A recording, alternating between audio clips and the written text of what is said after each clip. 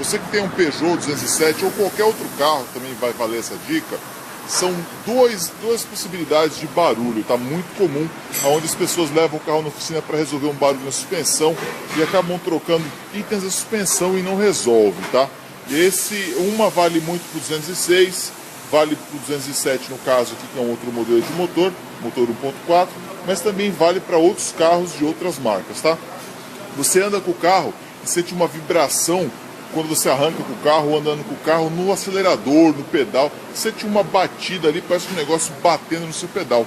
Olha que interessante, não dá para perceber, mas aqui ó, tá solto, ó. Isso aqui anda e bate, que é um horror, e você jura que o defeito é na suspensão.